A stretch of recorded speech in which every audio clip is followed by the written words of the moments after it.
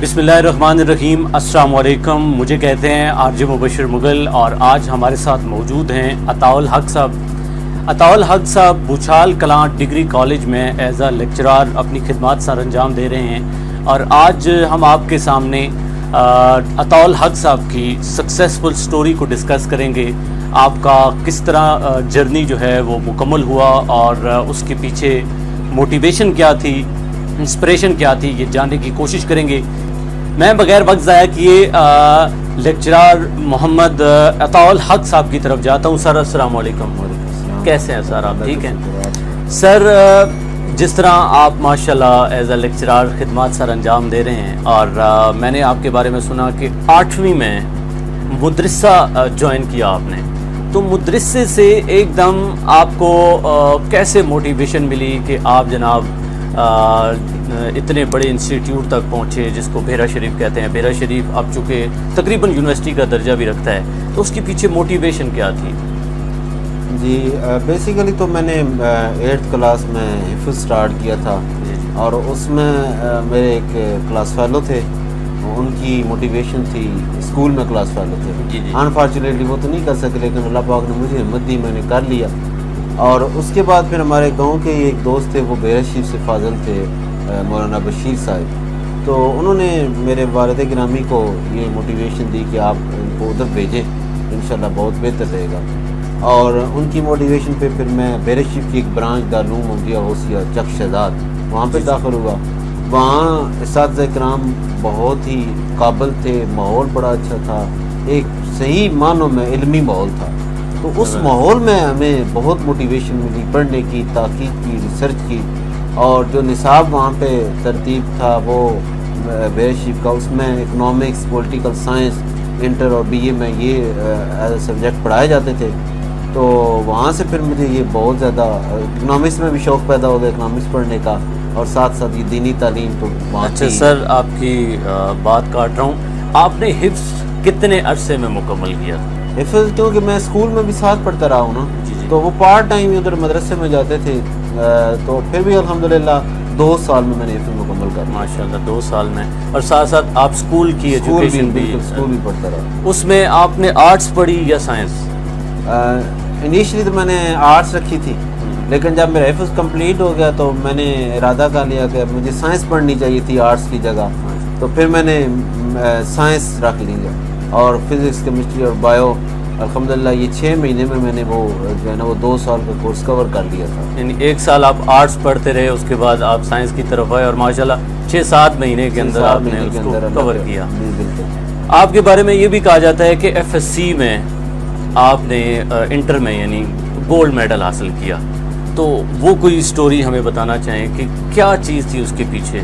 उसके पीछे बहुत सारी चीज़ें होती हैं, वालिदैन की दुआएं भी होती हैं, साथ इकराम की दुआएं होती हैं, लेकिन वो जिस तरह मैंने आपको बताया ना, जो हमारा इंस्टीट्यूशन था वो चक शहजाद दारूल उलूम अहमदिया गौसिया, तो वहाँ पे जो हमारी नेक्स्ट सीनियर क्लास थी ना, तो हमारी सीनियर क्लास के भी 2 स्टूडेंट्स थे जिन्होंने एक लड़के ने गोल्ड मेडल लिया था और एक ने तीसरी पोजीशन बोर्ड से हासिल की थी। ज़बरदस्त। तो फिर नेक्स्ट जो हमारी क्लास थी वो पीछे हमारी थी, तो हमारे लिए ये एक चैलेंज भी बन गया कि उन्होंने इतनी पोजीशन लिया तो हमने इसको गेन करना है, बरकरार रखना है। तो फिर ये एक चैलेंज भी बन गया और साथ फिर दुआएं तो होती ही हैं बेशक। तो साथ इकराम ने भी बड़ी मेहनत कराई, तो उस वजह से अल्लाह पाक ने मेहरबानी फरमाई, तो ये गोल्ड मेडल मिला। आपने जितना अरसा बेहरा शरीफ में गुजारा, हमें कहा जाता है कि शायद जो दीनी तालीम हासिल लोग करते हैं वो सिर्फ दीन की तरफ जाते हैं, उनका दुनियावी चीज़ों के बारे में कोई तल्लक नहीं है, या वो सोचते नहीं हैं, या वहाँ पे पढ़ाया नहीं जाता। क्या ये बात दुरुस्त है? देखिए हर बंदे का ना कोई आइडियल होता है, कोई ना कोई लीडर रहनुमा होता है। और मैं अब भी कभी बैठता हूँ तो मैं इस बात पे फ़ख्र करता हूँ कि मुझे जो रहनुमा मिला हज़रत ज़ियाउल अहमद पीर करम शाह की शक्ल में, करम शाह, वो फरमाते थे कि मैं अपने स्टूडेंट्स की एक आंख नहीं रोशन करना चाहता, मैं उनकी दोनों आंखें रोशन करना चाहता हूँ, ताकि वो दीन भी हासिल करें और साथ दुनिया के चैलेंजेस को भी समझने के काबिल हो जाएं। माशाअल्लाह। तो इसलिए उन्होंने अपने निसाब में इकनॉमिक्स और पॉलिटिकल साइंस اور یہ جو سبجیکٹس ہیں سوشل سائنسز کے وہ انہوں نے کمپلسری رکھے کہ ہر اسٹوڈنٹس نے یہ پڑھنے ہیں. تو اس وجہ سے اللہ پاک نے یہ مجھے ساری جو ہے نا وہ توفیق عطا فرمائی, ہمت عطا فرمائی کہ یہ سب کچھ پیر کرم شاہ صاحب سے آپ کی ملاقات ہوئی یا روحانیت تھی بس؟ جی پیر صاحب سے ملاقات ہوئی ہے, اور میں کیونکہ ہمارا ایک بیرا شریف کا ایک اپنا سیٹ اپ ہوتا ہے نا, جی وہ جتنے بھی بیرا شریف کی پورے پاکستان میں 150-200 کے لگ بھگ برانچز, تو ان کا آپس میں جو سالانہ امتحان ہوتا ہے اس میں کمپٹیشن ہوتا ہے.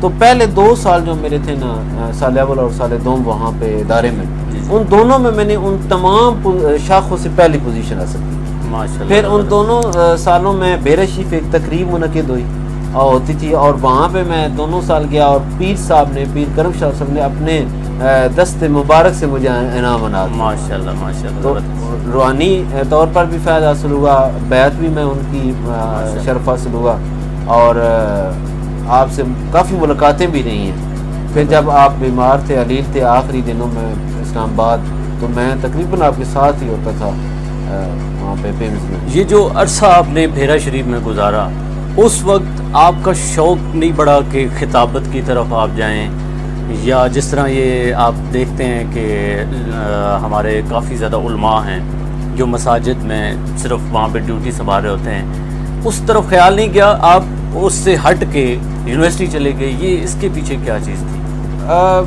نہیں خیر, وہاں پہ یہ ماحول اس طرح کا نہیں تھا کہ آپ نے فارغ ہو کے یہی کام کرنا ہے. یہ تو الحمدللہ میں تقریباً 14 سال ہو گئے میں جمعہ پڑھا رہا ہوں یہاں پر. خطابت اور دوسرے دینی جو مطلب میرے درس قرآن وغیرہ وہ تو ساتھ ساتھ ہو رہے ہیں, لیکن الحمدللہ وہ ایز اے جاب نہیں ہے, فی سبیل اللہ ہوتے ہیں. تو باقی یہ زندگی کا مشن نہیں تھا کہ یہاں تک ہی رہنا ہے. یہ اگرچہ میں اس کو ڈیگریڈ نہیں کرتا, یہ بہت بڑا کام ہے, یہ چھوٹا کام نہیں ہے. مسجد کی خدمت کرنا بہت بڑا کام ہے, لیکن ہماری تربیت بھی یہی تھی کہ وہ آپ ضرور کریں, وہ سعادت سمجھ کے کریں, دین کی خدمت سمجھ کے کریں, لیکن اس کے ساتھ ساتھ جو آپ کی معاشرتی ذمہ داریاں ہیں, جو ایک معاشرتی چیلنجز ہیں ہمارے ملک کو درپیش ہے, ہماری قوم کو درپیش ہے, ان کے لیے بھی ہم نے تیار ہونا ہے. ان کے لیے بھی تیار ہونا ہے. اس لیے پھر یہ موٹیویشن ملی وہاں پہ. کتنا عرصہ آپ نے بھیرا شریف میں گزارا؟ 9 سال. 9 سال. 9 سال کے بعد آپ کو اگر دنیاوی لحاظ سے دیکھا جائے, یہ جو آج کل کی ڈگری چاہ رہے ہیں, کون سی ڈگری ملی آپ کو؟ 9 سال کے بعد بیرا شریف سے تو جو ڈگری ملتی ہے وہ شہادت العالمیہ اسے کہتے ہیں, جو درس نظامی کی ہوتی ہے, that is equal to double M A کے برابر ہوتی ہے. اور اس ڈگری پہ بھی میرے بعد جو ہے نا وہ اسٹوڈنٹس ایون لیکچرر بھرتی ہوئی ہے. نہیں, وہ ڈگری جو ہوتی ہے وہ ڈبل ایم اے کے برابر ہوتی ہے, لیکن وہ اسلامیات اور عربی میں ہوتی ہے. میری اکنامکس میں ایک شوق بن گئی, ایف اے میں نے پڑھی, بی اے میں پڑھی, تو شوق بن گئی. تو میرے ایک کالج کے ٹیچر تھے وہاں پہ بیرا میں, انہوں نے مجھے موٹیویشن دی کہ آپ قائد اعظم یونیورسٹی میں جائیں, بہت اچھی یونیورسٹی ہے. تو وہاں الحمدللہ میرا میرٹ میں 3 نمبر پہ نام آ گیا. تو وہاں پہ قائد اعظم میں بھی داخلہ ملنا یہ بڑا مشکل ہوتا ہے, لیکن ہو گیا داخلہ. تو پھر وہاں سے ایم ایس سی, اور ایم ایس سی وہاں سے کرنے کا فائدہ یہ ہوا کہ اگرچہ بیک گراؤنڈ میں سارا وہ دوسری تعلیم تھی, مذہبی اور مدرسہ تھا, لیکن اس ادارے نے بھی بڑا اعتماد دیا اور بڑا نالج دیا. تو پھر وہاں سے نکل کر بھی کہیں ناکامی نہیں ہوئی. اس طرح ہم کہتے ہیں نا, قائدین فار ونس قائدین فار ایور. یہ ہمارا قائد اعظم یونیورسٹی کا یعنی ایک نعرہ ہے, سلوگن ہے. تو قائدین فار ونس قائدین فار ایور کے مصداق جہاں بھی گئے ناکامی نہیں ہوئے, اور اس کے پیچھے ڈیفینیٹلی فیض بھی تھا. جی فیض بھی تھا, تو کوئی شک نہیں. آپ نے پی پی ایس سی کا جو ٹیسٹ ہے وہ کب دیا, کب اپیئر ہوئے تھے؟ 2008 میں یہ جاب اناؤنس ہوئی تھی, اخبار میں ایڈورٹائزمنٹ آئی تھی, اور میرا خیال ہے 8 میں یہ ایگزام تو ہو گیا تھا, اور جو 2009 کے پہلے مہینے میں میرا خیال انٹرویو ہوا تھا. اور پھر کوئی تھوڑا سا ایکسپیرینس شیئر کرنا چاہیں گے کہ اس وقت ٹیسٹ کس ٹائپ کا ہوتا تھا؟ اس وقت کے ٹیسٹ اور آج کے ٹیسٹ میں فرق ہے. آج کل M C Qs based test ہوتا ہے, لیکن اس وقت یہ نہیں تھا. اس وقت بس جس طرح ایگزام ہوتا ہے 5-6 کوشچن دیے ہوئے تھے, اور جس طرح ایسے وغیرہ لکھنے ہیں, اس میں بھی نیگیٹو مارکنگ وغیرہ تھی؟ نہیں, نیگیٹو نہیں. انٹرویو کے حوالے سے کوئی خاص بات بتانا چاہیں؟ ہاں انٹرویو میں جو اہم چیز ہوتی ہے وہ کانفیڈنس ہوتی ہے. بہت کاؤنٹ کرتا ہے آپ کا کانفیڈنس. جب آپ 5 لوگوں کے سامنے جاتے ہیں انٹرویو دینے کے لیے, وہ آپ سے کوشچن کرتے ہیں تو میٹر کرتا ہے کہ آپ ان کے کوشچن کے جواب کس طرح دیتے ہیں. تو پھر وہاں اس وقت انہوں نے ایک ڈیمونسٹریشن بھی رکھی ہوئی تھی. تو انہوں نے مجھے کہا کہ آپ بورڈ لگا ہوا تھا سامنے, وہ ڈیمو میں نے دیا تو بہت کانفیڈنس کے ساتھ دیا. اور میں سمجھتا ہوں کہ وہ میرا, ہاں جی, وہ میرا پڑھایا ہوا بھی تھا 2-3 سال میں نے نا. تو لیکن وہ کانفیڈنس جو ہے نا وہ میرا خیال بہت کاؤنٹ کرتا ہے. انٹرویو پہ آپ سوٹ پہن کے گئے تھے, کیونکہ آج کل لوگ کہتے ہیں جی سوٹ پہن کے جائیں تو اس طرح کے ٹیسٹ کلیئر ہوتے ہیں, یا سادہ سا کپڑے پہن کے گئے تھے؟ نہیں, اپیرنس کی ظاہر کاؤنٹ تو کرتی ہے, اپیرنس میں کوئی شک نہیں ہے, وہ کاؤنٹ تو کرتی ہے. آپ نے کتنا گیٹ اپ بنایا ہوا آپ نے. لیکن میں تو سادگی میرے اندر شروع سے تھی, تو میں نے کوئی کوٹ وغیرہ میں پہنتا تھا اوپر, لیکن میں نے شلوار قمیض ہی پہنی ہوئی تھی. کوٹ تھا ضرور, لیکن پینٹ کوٹ میں نے نہیں پہنا. زبردست. اب کتنا عرصہ ہو گیا آپ کو ایز اے لیکچرار پڑھاتے ہوئے؟ 11 سال ہو گئے. 11 سال ہو گئے ہیں. ان 11 سالوں میں یہ بھی مجھے آپ کے بارے میں علم ہوا کہ آپ نے اقبال کو پڑھا, اس کے ساتھ ساتھ آپ نے غالب کو پڑھا. تو اقبال کے بارے میں کچھ ہمیں بتانا چاہیں. اقبال کو ان 11 سالوں میں تو خیر پڑھتے رہے ہیں, لیکن اسٹوڈنٹس لائف میں بہت پڑھا ہے. اسٹوڈنٹ لائف میں بہت, ہاں جی, بلکہ اقبالیات کے بہت سارے جو کمپٹیشن ہوتے تھے ان میں نے حصہ لیا. یعنی بھیرا شریف میں جب آپ, ہاں جی, اقبالیات پہ میں نے 2 دفعہ فرسٹ پرائز بھی لیا ہوا ہے ماشاء اللہ. بلکہ ایک دفعہ تو مجھے یاد ہے کہ ہمارا کمپٹیشن ہو رہا تھا اقبالیات پہ, تو اوپن کمپٹیشن تھا, آخری حرف پہ شعر نہیں پڑھنا تھا کیونکہ ایک شاعر ہے. جی جی. تو وہ 3 گھنٹے کمپٹیشن ہوتا رہا, کوئی ٹیم آؤٹ نہیں ہے. پھر کہا کہ دوسرے دن کمپٹیشن ہوگا اور آخری حرف پہ ہوگا, یعنی صرف اقبال کے شعر ہوں گے. جی جی. تو اس میں پھر جا کے کلیئر ہوا کہ کون فرسٹ ہے کون سیکنڈ ہے. صحیح ہو. اقبال رحمۃ اللہ علیہ کے بہت سارے واقعات ہیں. جی جی. بڑی انسپائریشن ملتی ہے ان کے ایک ایک واقعے سے ملتی ہے. تو ایک واقعہ جو اکثر میں بیان بھی کرتا ہوں, اور وہ اقبال خود بیان کرتے ہیں کہ میں ایک دفعہ قرآن کریم پڑھ رہا تھا تو میرے والد گرامی آئے, تو انہوں نے مجھے کہا کہ اقبال کیا کر رہے ہو؟ کہتے ہیں میں بڑا حیران ہوا کہ دیکھ بھی رہے میں قرآن پڑھ رہا ہوں, پوچھتے ہیں کیا کر رہے ہو؟ میں نے کہا ابا جی میں قرآن پاک پڑھ رہا ہوں. تو فرمانے لگے کہ بیٹے قرآن ایسے پڑھو گویا قرآن تم پر اتر رہا ہے.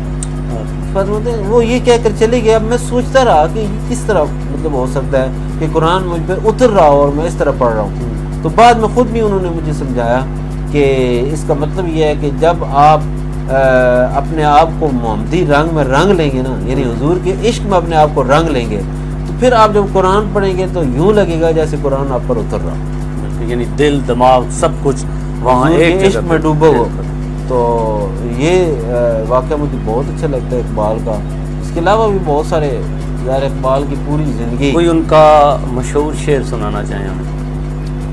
اقبال کا شروع بچپن میں نا مجھے ایک جو انسپائریشن جس سے ملتی ہے اقبال کی شعر سے, کہ وہ فرماتے ہیں کہ تو راہ نورد شوق ہے منزل نہ کر قبول, لیلا بھی ہم نشیں ہو تو محمل نہ کر قبول. تو اس میں وہ بیسیکلی وہ اس میں طالب علم کو ہی موٹیویشن دے رہے ہیں. جی جی. کہ تو راہ ڈھونڈتا رہے, کسی منزل پہ تیرا قیام نہیں ہونا چاہیے, ایک سے ایک منزل اگلی تلاش کرتا جا, یعنی کہیں پہ رکنا نہیں ہے, بڑھتے جانا ہے, بڑھتے جانا ہے, منزلیں آسان ہو جائیں گی. غالب کو بھی آپ نے پڑھا, تو غالب کے حوالے سے کوئی شعر, کوئی ان کا واقعہ ہماری آڈینس تک پہنچانا چاہیں. غالب کی لائف کو اگر اسٹڈی کریں تو غالب کی لائف جو ہے وہ بھی بڑی سبق آموز ہے. اور تھوڑا سا یہ بھی ہمیں غالب پڑھ کے احساس ہوتا ہے کہ بہت بڑے درجے کا شاعر تھا, بہت بڑے پائے کا شاعر تھا, لیکن ان کی زندگی جو ہے وہ بڑی قسم پرسی میں گزری ہے اور مشکل حالات میں انہوں نے زندگی گزاری ہے, جس کی وجہ سے وہ ایک شاید شعر بھی انہوں نے اسی وجہ سے کہا تھا کہ ہزاروں خواہشیں ایسی کہ ہر خواہش پہ دم نکلے, بہت نکلے میرے ارمان لیکن پھر بھی کم نکلے. تو شاعر تو وہ ظاہر ہے جو ان کے دور کے شاعر تھے ان میں ان کا مقام سب سے بلند تھا. 11 سال ہو گئے آپ کو پڑھاتے ہوئے. ہمارے جو بچے اسکول سے نکلتے ہیں میٹرک کے بعد یا پھر ایف ایس سی کے بعد, انہیں کچھ پتہ نہیں ہوتا کہ وہ کس فیلڈ میں جائیں اور کون سا سبجیکٹ رکھیں. ان کو کیا میسیج دینا چاہیں گے؟ ایسا کیا وہ کریں کہ ان کو سمجھ آ جائے؟ جس طرح آپ نے اقبال کی بھی بات کی، وہ خود ہی کا ذکر کرتے تھے، تو بیسیکلی خود ہی یہ ہے کہ اپنی ذات کو پہچان لینا، ایسا ہی ہے۔ تو آپ کیا کہنا چاہیں گے ایسے اسٹوڈنٹ کو جو میٹرک کے بعد نکلتے ہیں یا ایف ایس سی کے بعد، کہ کیسے وہ جج کر پائیں کہ یہ فیلڈ ان کے لیے بہتر ہوگا؟ دیکھیے، میٹرک جب بچہ کرتا ہے نا تو اس وقت وہ تقریباً خالی الذہن ہوتا ہے، جی، اس کو کوئی آئیڈیا نہیں ہوتا، اس کے پاس کوئی معلومات نہیں ہوتی۔ تو اس بارے میں جو ہے نا وہ سب سے پہلی ذمہ داری تو ٹیچرز کی اور والدین کی بنتی ہے کہ بچوں کو گائیڈ لائن دیں، ان کی ایبلٹی کے مطابق، ان کی جو ذہنی صلاحیت ہے اس کے مطابق ان کو کون سا فیلڈ سلیکٹ کرنا ہے۔ میں نے یہ بہت ساری چیزیں دیکھی ہیں کہ بعض اسٹوڈنٹس ایسے ہوتے ہیں جو چیزیں میمورائز تو اچھی کر لیتے ہیں لیکن پریکٹیکلی وہ کمزور ہوتے ہیں۔ کچھ اسٹوڈنٹس میں نے دیکھے کہ وہ میمورائز نہیں کر سکتے لیکن پریکٹیکلی وہ بڑے اسٹرانگ ہوتے ہیں۔ تو اس لحاظ سے ان کو اپنا جو نا فیلڈ سلیکٹ کرنا چاہیے کہ مجھے کس فیلڈ میں جانا چاہیے، اور پھر دیکھیں تعلیم کا مقصد جاب ہی نہیں ہوتا۔ تعلیم کا فائدہ ہمیں حدیث میں بھی یہ حکم دیا گیا کہ آپ جب بھی مانگیں علم نافع مانگیں۔ تو علم نافع وہ ہوتا ہے جس کا آپ کی ذات پہ اثر ہو، آپ کی پرسنالٹی کو چینج کر دے۔ تو دوسرا پھر ظاہر ہے جاب بھی ہماری ضرورت ہے آج کل کی، تو جاب مارکیٹ میں کس چیز کی ڈیمانڈ ہے یہ ہمیں ضرور دیکھنا چاہیے۔ یہ ضرور ٹرینڈ دیکھ کے مطلب ہے بعض اوقات یہ بھی ہوتا ہے ہمارے یہاں کہ ایک ٹرینڈ بن جاتا ہے کہ سارے لوگ ایک ہی طرف جا رہے ہیں۔ جی جب ایک دور تھا مارکیٹنگ کا ٹرینڈ بنا تھا تو سارے لوگ ایم بی اے کی طرف دوڑ پڑے، پھر جب آئی ٹی آئی تو لوگ ادھر دوڑ پڑے۔ تو اس طرح میں جو ہے نا وہ اب یہ بیسیکلی گورنمنٹ کی بھی ذمہ داری بنتی ہے کہ وہ اپنی لیبر فورس کو کس طرح یوٹیلائز کرتی ہے اور جاب مارکیٹ کے حوالے سے کس طرح ایجوکیشن کی منصوبہ بندی کرتی ہے۔ صحیح ہو گیا۔ یہاں پہ ٹرینڈنگ سے مراد یہ نہیں ہے کہ ایک بندے کو اگر وہ دیکھتے ہیں اس میں وہ بندہ زیادہ سکسیسفل ہے تو بس اس کو دیکھ کے اس کی طرف بھاگنا شروع کر دیں۔ ٹرینڈنگ سے مراد یہ ہے کہ جو بھی پروفیشن ان کی جو پیشن ہے اس کے ساتھ ریلیٹ کرتا ہے اس کی طرف وہ جائیں، چونکہ جدید فارم میں وہ موجود ہوگا۔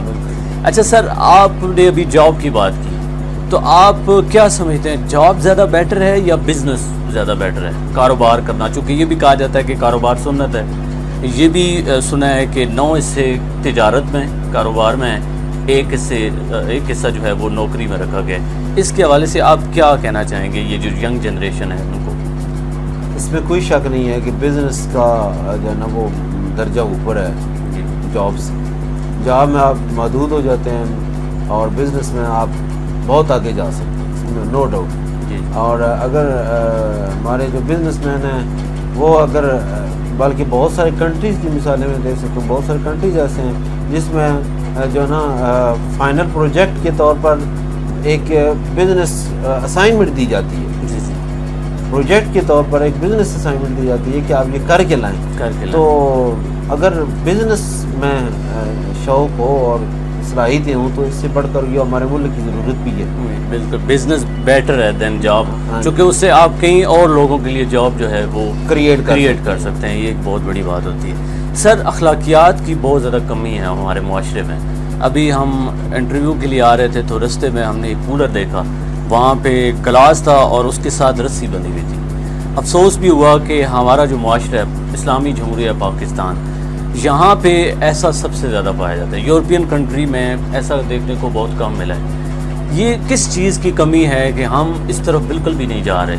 آپ ایز اے معلم کیا سمجھتے ہیں کس چیز کی طرف ہمیں جانا چاہیے اور اخلاقیات کو کیسے درست کرنا چاہیے؟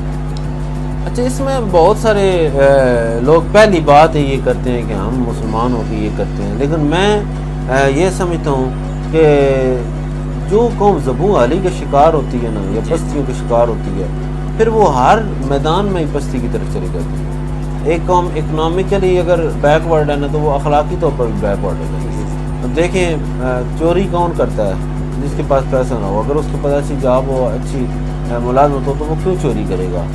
تو اسی طرح پہلی چیز یہی آتی ہے کہ جب ہم معاشی طور پر مضبوط ہوتے ہیں، دیکھیں جو قرون اولیٰ کے مسلمان تھے ان کے کیونکہ اللہ پاک نے ان کو غلبہ دیا تھا، لوگ ان کو فالو کرتے تھے، تو ان کے اخلاق بھی خود بخود درست ہو گئے اور ان کی روایات، ان کی اقدار، وہ ساری چیزیں بہتر ہو گئی۔ تو قوم میں بننے میں ٹائم لگتا ہے، کیونکہ ہمارا تھوڑا سا بیک گراؤنڈ بھی یہی ہے کہ ہم انڈیا میں جب متحدہ ہندوستان تھا تو برطانیہ کے زیر تسلط رہے ہیں، تو وہ اقبال رحمۃ اللہ علیہ کا وہاں پہ میں شعر کوٹ کروں گا کہ وہ فرماتے ہیں کہ وہ فریب خورد شاہی جو پلا ہو کرگسوں میں، اسے کیا خبر کہ کیا ہے شاہ رسم بازی. یعنی وہ کہتے ہیں کہ وہ شاہین کہتے ہیں نا اپنے مسلمان کو، تو وہ کہتے ہیں یہ شاہین کرگسوں میں، یہ وہ ہندوؤں اور انگریزوں ان میں پلا ہے. تو اسے کیا پتہ ہے کہ جو شاہین کی اڑان ہے وہ کتنی ہوتی ہے، یا شہبازی کے جو رسم ہے، یا شہبازی کی جو ادائیں ہیں وہ کیا ہیں. تو وہ بھولے ہوئی ہیں. ظاہر ہمارا وہ ایک بیک گراؤنڈ ہے، لیکن جب قوم ڈیولپ ہو جاتی ہے تو اس کی وہ ساری چیزیں واپس آ جاتی ہیں. تو انشاءاللہ امید رکھنی چاہیے، مایوس نہیں ہونا چاہیے کہ جب یہ ہماری قوم انشاءاللہ بہتر ہوگی، معاشی طور پر بہتر ہوگی تو اخلاقی طور پر بھی بہتر ہو جائے گی. صحیح ہو. سر ہمارا یہ جو سسٹم ہے، ایجوکیشنل سسٹم کی بات کر رہا ہوں، اس میں ہمیں کہا جاتا ہے کہ کافی زیادہ کمپلیکیشن ہے، بڑے بڑے اچھے ٹیچر یہاں پہ موجود ہیں، لیکن سٹل ہم اگر دیکھیں تو ہم زیادہ نوکر پیدا کر رہے ہیں، یعنی نوکری ڈھونڈنے والے زیادہ ہیں. باقی اخلاقیات کی بھی کمی ہے، سارا کچھ بھی ہے. کیا واقعی یہ بات ٹھیک ہے کہ سسٹم کی کمی ہے یا ہم میں ہی کمی ہے؟ یہ کہاں پہ نہیں، سسٹم میں بہت سارے نقائص ہیں. اس وقت ہماری جو نظام تعلیم ہے نا پاکستان کا، وہ دنیا کے نظام تعلیم سے 60 سال پیچھے ہے. 60 سال بہت 60 سال ہم پیچھے ہیں دنیا سے. تو اس میں ریفارم کی یقیناً ضرورت ہے، ایسے نصاب کی ضرورت ہے جو ہماری تربیت بھی کرے اور اخلاقیات بھی ساتھ ساتھ پیدا کرے. کیونکہ اسلام کا نظام جو ہے وہ اس کی جو اساس ہے وہ اخلاقیات ہے. آپ معاشی نظام میں اٹھا لیں تو جتنے معاشی نظام میں ہمیں اخلاقی ترغیبات ملتی ہیں وہ معاشی قوانین سے بہت زیادہ ہیں. تو ایجوکیشن میں بہت زیادہ ریفارم کی ضرورت ہے، ہر لحاظ سے ریفارم کی ضرورت ہے. اس کو لیٹسٹ بنانے کی بھی ضرورت ہے، اس میں اخلاقیات کا جو عنصر ہے وہ بھی شامل کرنے کی ضرورت ہے، اور اس کو جدید جو تقاضے ہیں اس کے ساتھ ہم آہنگ کرنے کی بھی بہت زیادہ ضرورت ہے، اور دین کو بھی اس کے ساتھ لے کے چلنے کی ضرورت ہے. بالکل. چونکہ دین اور دنیا الگ نہیں ہے، ان کو ہم ساتھ لے کے چلیں تو یہ زیادہ بیٹر رہے گا، چونکہ ہمارے معاشرے کی جو ہے وہ اس سے اصلاح ہوگی. دینی لحاظ سے بھی میں آپ کو بتاؤں نا کہ دینی لحاظ سے بھی ریفارم کی ضرورت ہے. جی وہ اس لحاظ سے ریفارم کی ضرورت ہے کہ اس وقت تو یہ حالات ہیں نا کہ ہر کوئی مطلب اپنے ایک رستے پہ چل رہا ہے. جی تو اس کو آرگنائز کرنے کی ضرورت ہے، اور اس میں ظاہر ہے تب آرگنائز ہوتی یہ چیزیں ہو سکتی ہیں جب آپ ایسے لوگ آگے سامنے لائیں جن پہ لوگ اعتماد بھی کریں اور جن میں یہ اہلیت بھی ہو. جی. تو اگر ہر بندہ میرے جیسا اٹھ کر اپنی رائے دینا شروع کر دے گا جس طرح آج کل ہو رہا ہے، جی جی، تو پھر یہ چیزیں پھر فساد کی ایک طرف جاتی ہیں، پیج اصلاح کی اکٹھے طرف نہیں ہو جاتی پائیں گے. ہیں. اور یہی شاید ہمارے مسلمانوں کی تنزلی کا یہ ایک بہت بڑا مسئلہ ہے، بالکل. اور اس کا رول بھی ہے. جو ہم ہر بندہ جو کہانی سنتا ہے وہ کہتا ہے کہ جی بس یہی فائنل ہے، دوسرے کی کہانی کوئی سننے کے لیے تیار نہیں ہوتا. سر لاسٹ میں اتنی زیادہ ہم نے باتیں کی، مقصد یہ تھا کہ ہماری جتنی بھی آڈینس ہے، بچے ہیں، ان کی کیریئر کاؤنسلنگ ہو جائے. جس طرح ہم نے یہ ایک اکیڈمی بنائی تھی، انسپریشن اکیڈمی، اس کا مقصد بھی یہی تھا کہ ہم پڑھے لکھے لوگوں کا انٹرویو کریں، ان سے باتیں کریں، اور ان سے بہت کچھ ڈیفینیٹلی ہماری یہ جو آڈینس ہے وہ سیکھتی ہے. تو آپ کیا پیغام دینا چاہیں گے ہماری دی انسپریشن اکیڈمی کی آڈینس کو، اور آپ نے ہمیں کیسے پایا؟ کوئی اس کے بارے میں کوئی پیغام؟ جی، یہ آپ کی بہت اچھی کاوش ہے. پہلی بات تو یہ ہے تھینک یو. کہ جب آپ ایسی چیزیں کریں گے لوگ بچوں کو، اسٹوڈنٹس کو، لوگوں کو انسپائریشن ملے گی، تو کیونکہ انسپائریشن ہمیشہ پرسنالٹی سے ہی ملتی ہے، سکسیس سٹوری سے ہی ملتی ہے. اور جتنے بھی آپ لوگ بڑے لوگوں کو اسٹڈی کرتے ہیں، آپ کا بھی ذہن بڑا ہوتا ہے، ایسے ہی آپ کو بڑا بننے کی شوق پیدا ہوتی ہے. تو سکسیس حاصل کرنے کے لیے جو بیسک چیز ہے وہ ہے لگن. اگر آپ میں لگن ہے، شوق ہے اور ہمت نہ ہارنا، یہ امپورٹنٹ ہے. بہت سارے اسٹوڈنٹس، بہت سارے لوگ ایسے ہوتے ہیں جو کہ لگن کے ساتھ شروع تو ہوتے ہیں، لیکن راستے میں مشکلات کی وجہ سے ہمت ہار جاتی ہے. ہمت نہ ہاریں اور لگن کے ساتھ کام کرتے رہیں، محنت کرتے رہیں، تو انشاءاللہ اللہ پاک ضرور کامیابی دے گا. اللہ پاک کا بھی ارشاد ہے کہ فَإِذَا عَزَمْتَ فَتَوَكَّلْ عَلَى اللَّهِ، کہ جب آپ نے عزم کر لیا تو پھر اللہ پر بھروسہ کرو، اللہ تعالیٰ پر بھروسہ کرو اور آپ لوگ کامیاب ہوں۔ کامیابی انشاءاللہ ضرور کریں۔ سر بہت شکریہ، آپ نے ہمیں وقت دیا۔ ناظرین، جس طرح آپ نے ہماری گفتگو سنی، آپ نے بہت کچھ اس سے یقیناً سیکھا ہوگا، چونکہ ہماری زندگی میں ایسے کئی مواقع آتے ہیں جن سے ہم فائدہ اٹھا سکتے ہیں، تو یہ بھی ایک موقع تھا، آپ کے لیے بھی ہے، یقیناً آپ اس کو دوسروں تک شیئر بھی کریں گے۔